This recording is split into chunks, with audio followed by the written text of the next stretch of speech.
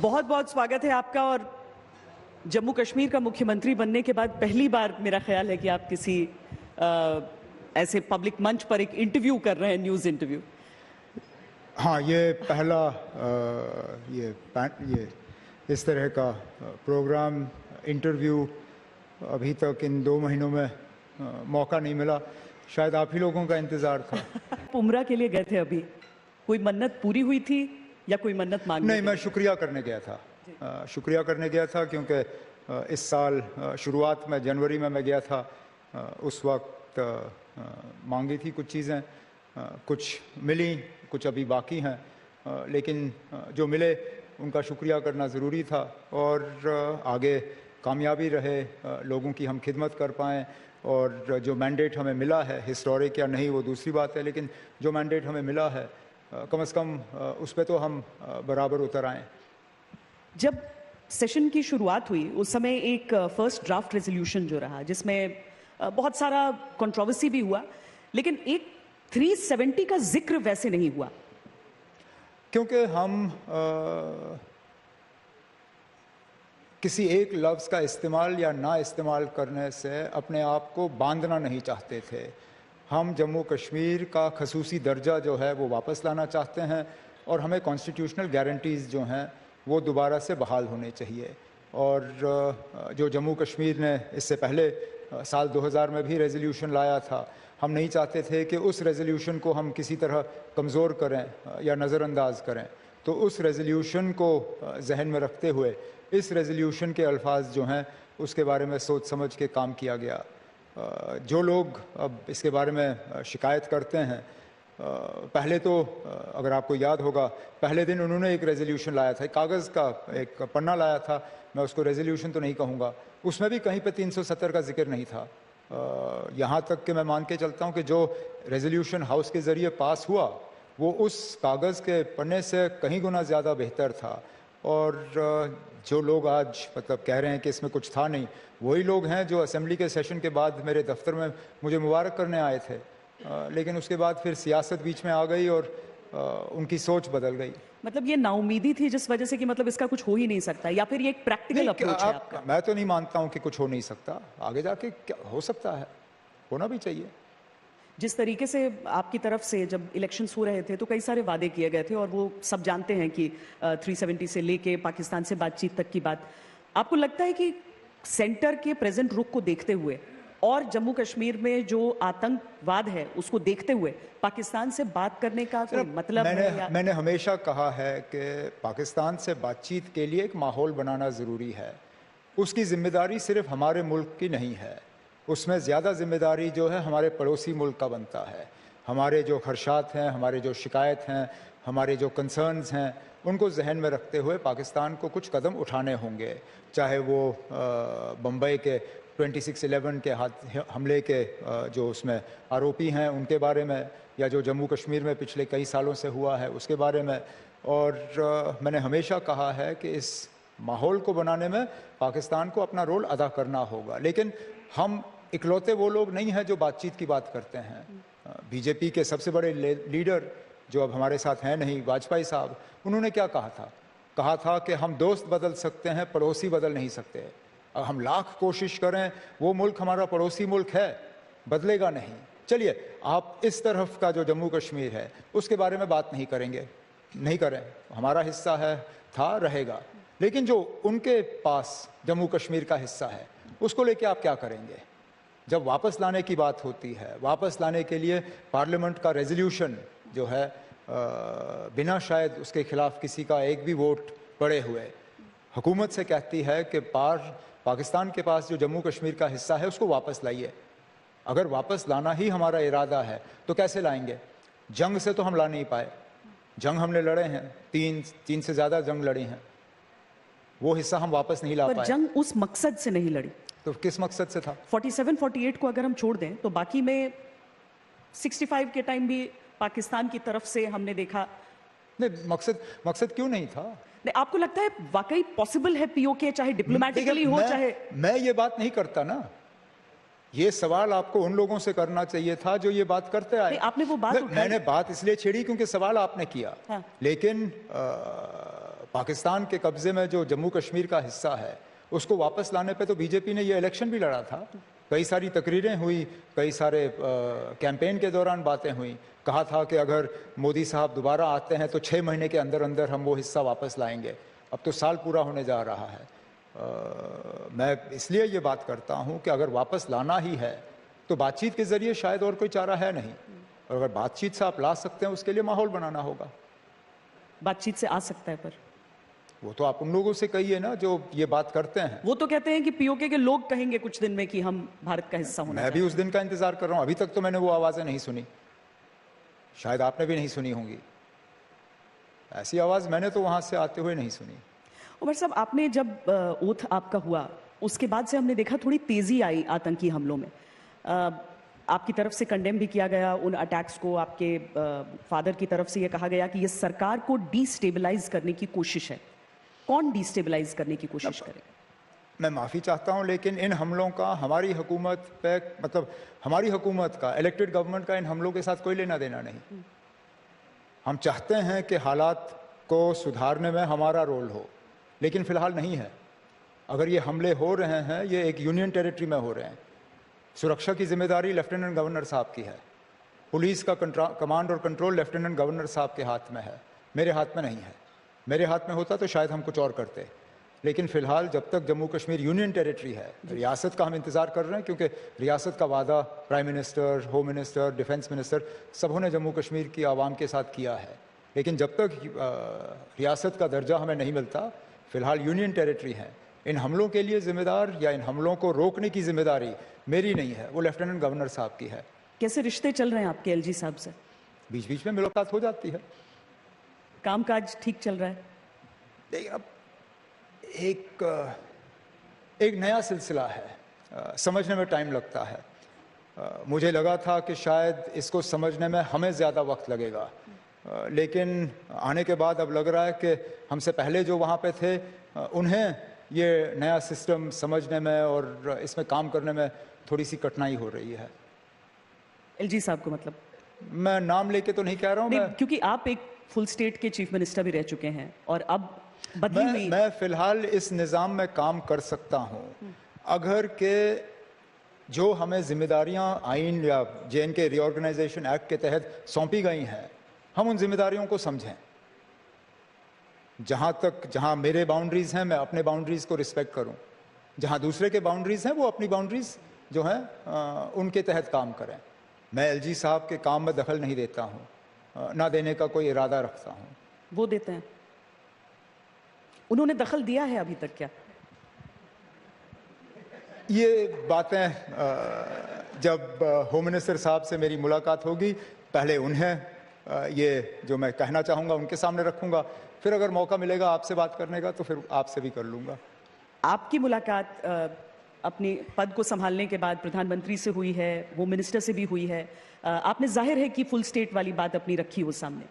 क्या positive response रहा है उनकी तरफ से? रहा, इनकार नहीं किया। मैं उस चीज़ को एक पॉजिटिव रिस्पांस मानता हूँ। होम मिनिस्टर साहब ने कहा है कि वो अब कंसल्टेशन का प्रोसेस जो है वो शुरू करेंगे रियासत का दर्जा जम्मू कश्मीर को वापस लौटाने में, और कॉन्फिडेंट तो हमें रहना चाहिए, क्योंकि बार बार इस चीज़ का वादा जम्मू कश्मीर के लोगों के साथ किया गया है। प्राइम मिनिस्टर साहब ने खुद जम्मू में आके, कश्मीर में आके, पार्लियामेंट में बात करके, होम मिनिस्टर साहब ने भी कई मरतबा ये यकीन दिलाया है कि जम्मू कश्मीर को पूरा फुल स्टेटहुड। और तो और 1 साल 3 दिन पहले जब सुप्रीम कोर्ट में 370 को लेके बहस चल रही थी, तो उस दौरान भी सुप्रीम कोर्ट को ये यकीन दिलाया गया है कि जम्मू कश्मीर को फुल स्टेटहुड जो है वो रिस्टोर होगा। सुप्रीम कोर्ट ने जब अपना फैसला सुनाया, एक चीज़ में वक्त की पाबंदी रखी कि इलेक्शन जो है वो 30 सितंबर तक होने चाहिए, और हुए। मैं मान के चलता हूं कि अगर सुप्रीम कोर्ट ने वक्त की सीमा नहीं रखी होती इलेक्शन के लिए, आज मैं मुख्यमंत्री की कुर्सी पर बैठ के आपसे बात नहीं कर रहा होता, इलेक्शन नहीं होते। क्योंकि कुछ लोग जम्मू कश्मीर में इलेक्शन नहीं चाहते थे, शायद कुछ लोग यहाँ दिल्ली की हुकूमत में भी नहीं चाहते थे, लेकिन सुप्रीम कोर्ट ने उन्हें इलेक्शन टालने का कोई बहाना नहीं दिया। बदकिस्मती से जहाँ इलेक्शन के लिए एक वक्त की सीमा रखी गई, वहाँ स्टेटहुड के लिए नहीं। सुप्रीम कोर्ट ने कहा at the earliest, as soon as possible. अब हम तो मान के चलते हैं कि ना 1 year is enough for as soon as possible. As soon as possible के लिए कितना वक्त चाहिए आपको? 1 साल काफ़ी है। अब पहल होनी चाहिए। पर जो लोग नहीं चाहते थे कि हो, उनका नाम आप नहीं लेना चाहेंगे? लेने का क्या फ़ायदा? इलेक्शन हुए, नहीं हुए होते तो शायद लेना पड़ता, लेकिन इलेक्शन हो गए ना। और अगर ये इस तरीके से नहीं इसका रास्ता निकला तो आप फिर कोर्ट की तरफ से चाहेंगे? मैं धमकी देने की आदी नहीं हूँ। और साहब, एक और तबका है जिसके लिए कि बात बहुत हुई, कश्मीरी पंडित्स वापस कैसे वो आ सकते हैं, उनके रिहैबिलिटेशन के लिए, रिलोकेशन के लिए बीजेपी ने भी कहा 2014 से, पर कुछ निकला नहीं है अभी तक उसमें। क्या उमर अब्दुल्ला का एज अ सीएम कोई प्लान है कश्मीरी पंडित्स को वापस घर लाने के लिए? उनको वापस आना चाहिए, लेकिन वापस आने के लिए उन्हें मजबूर नहीं किया जा सकता।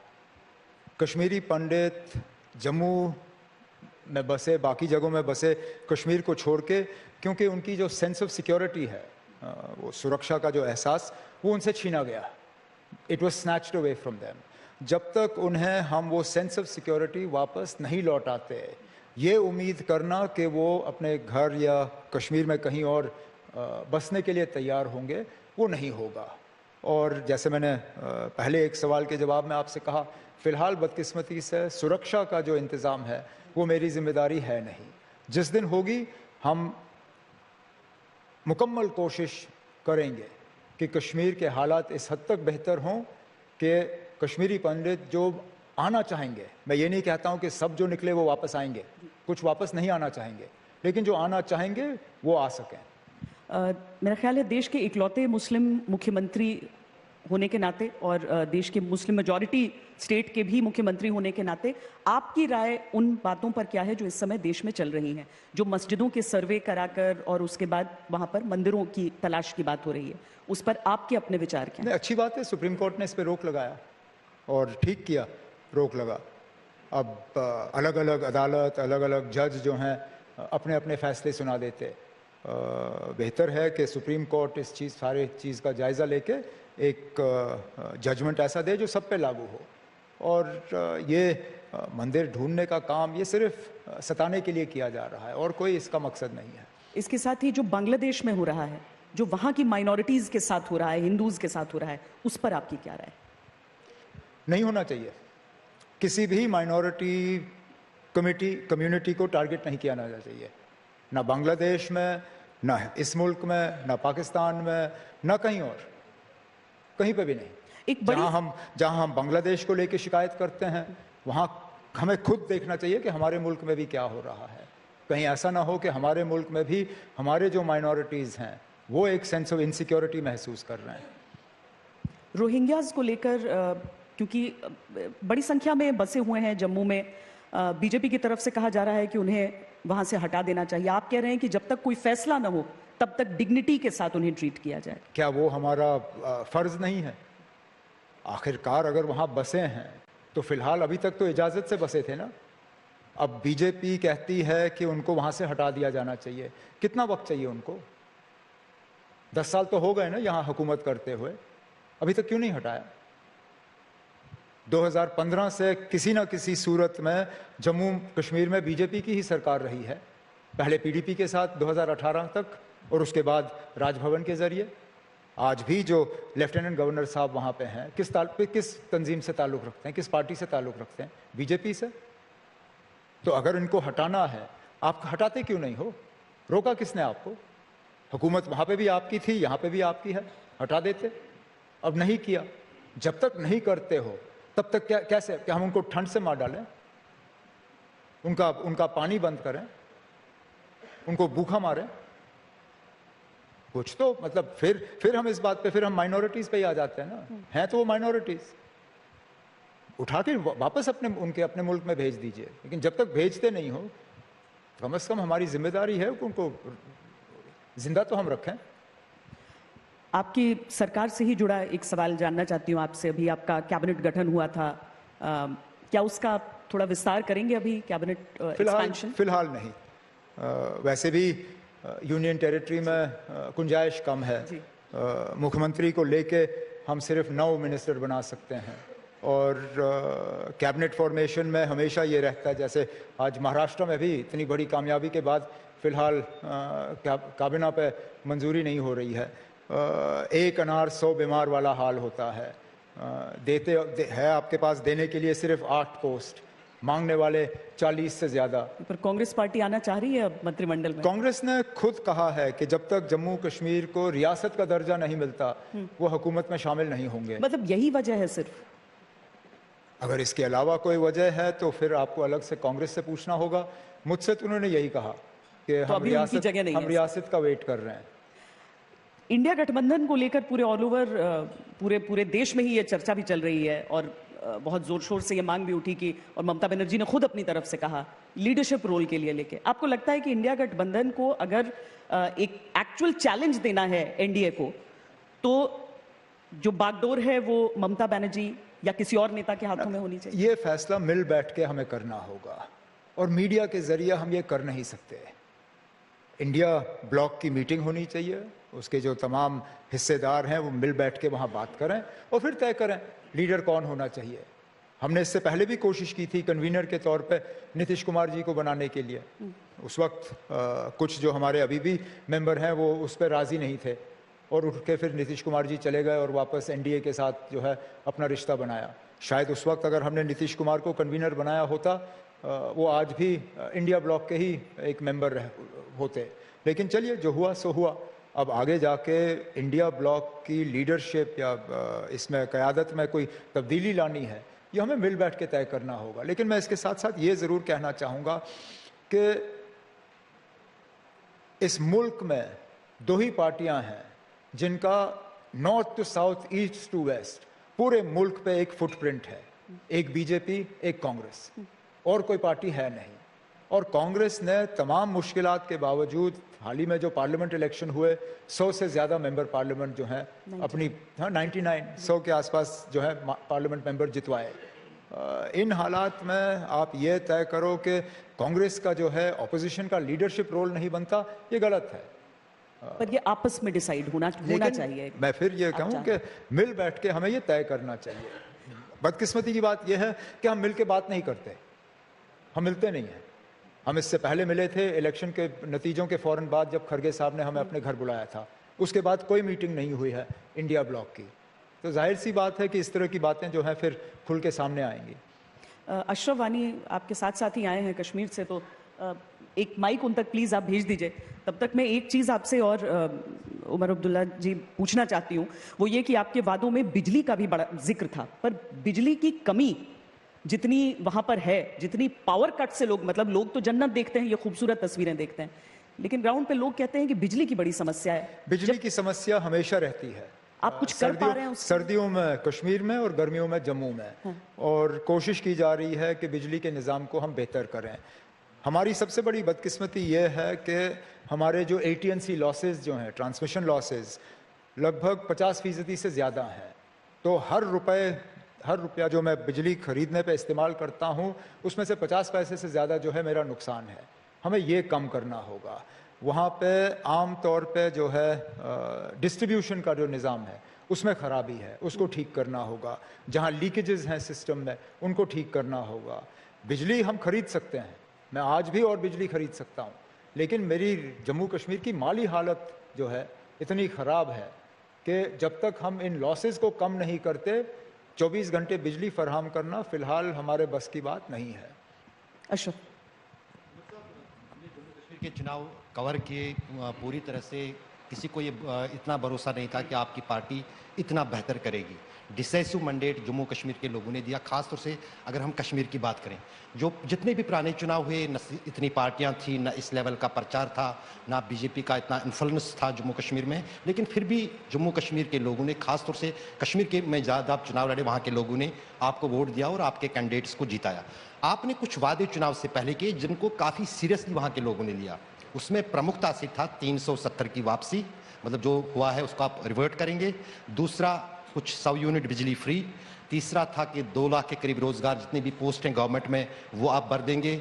और चौथा था स्टेटहुड, वो हम होम मिनिस्टर से यहाँ सवाल पूछेंगे भी कुछ देर बाद, वो कब तक वो दे देंगे। तो उनमें से 2 महीने आपकी सरकार को हुई है, हर पहलू पे क्या पेशरफ्त आपकी सरकार ने की, आपने एज ए चीफ मिनिस्टर, तो उस पे आप क्या जम्मू कश्मीर की जनता को कहना चाहेंगे? जहाँ तक मंशूर में हमारे वादे जम्मू कश्मीर के लोगों के साथ रहे हैं, मैं जानता हूँ आपको बड़ी बेसब्री है, आपके जो मीडिया के साथी हैं उनको बड़ी बेसब्री होती है, लेकिन जम्मू कश्मीर के लोगों ने हमें 5 दिन की हुकूमत नहीं दी, 5 हफ्ते की हुकूमत नहीं दी, 5 महीने की हुकूमत नहीं दी, 5 साल की हुकूमत दी। और हमने ये कभी नहीं कहा कि हम 5 दिन के अंदर अंदर सारा कुछ कर लेंगे। हमें 5 साल का अरसा दिया हुआ है, हम अपने तमाम वादे जो हैं वो पूरे करेंगे।